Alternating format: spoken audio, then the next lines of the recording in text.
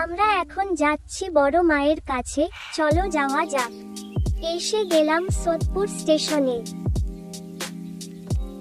স্টেশনে চলে আসলাম। দেখতে দেখতে আমাদের ট্রেন চলে আসলো, Sealdah to Naihati junction local train. আমরা তাড়াতাড়ি করে ট্রেনে উঠে পড়লাম, কারণ কি জানলার সামনে বসতে হবে। আমরা জানলার সামনে সিট পেয়ে গেছি। সোদপুর স্টেশন ছেড়ে দিই। 7 থেকে 10 মিনিট পর আমরা ব্যারাকপুর স্টেশন পৌঁছে গেলাম এবং এই বজরাংবালী মন্দিরটি অনেক জাগ্রত। আমি আগে এই মন্দিরে আসতাম পুজো দেওয়ার জন্য।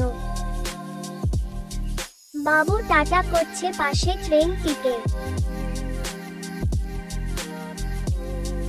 প্রায় 40 থেকে 45 মিনিট পর আমরা নৈহাটি স্টেশনের কাছে পৌঁছে গেলাম। আমরা নৈহাটি স্টেশনে নেমে পড়লাম এবং এই রাস্তার ধরে বাইরের দিকে বেরিয়ে আসেন।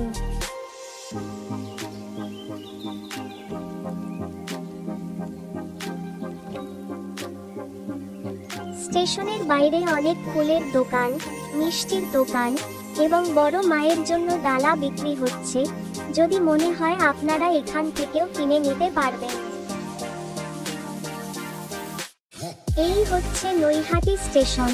স্টেশন থেকে বেরিয়ে আপনার বাঁ হাতের দিকে মিনিট 5 হাঁটলে আপনারা পৌঁছে যাবেন বড় মায়ের কাছে। আমরা বড় মায়ের জন্য ডালা নিয়ে নিয়েছি। আপনি যখন মন্দিরের কাছে যাবেন তখন রাস্তার ধারে অনেক ছোট ছোট দোকান বসে আছে মায়ের ডালা নিয়ে, এবং যেখানে আপনি ডালা নেবেন সেখানে আপনি জুতো খুলে রাখতে পারেন। তো চেষ্টা করবেন মন্দিরের সামনে থেকে ডালা নেবার এবং সেখানেই আপনি জুতো খুলে রাখবেন। আমরা এখন চলে এসেছি মন্দিরের সামনে। এটা হচ্ছে বড় মায়ের মন্দির।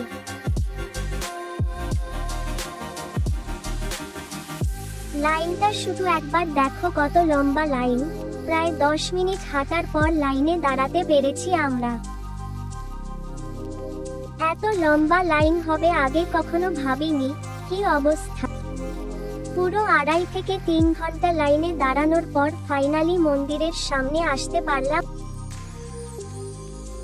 এই হচ্ছে মন্দিরের ঢোকার গেট।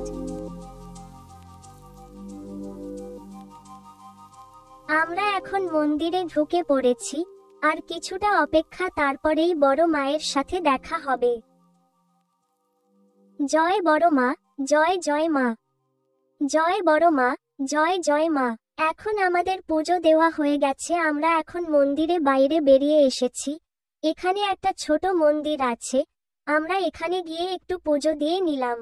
সবাই ভালো থেকো, সুস্থ থেকো, আবার পরে দেখা হচ্ছে। জয় বড় মা।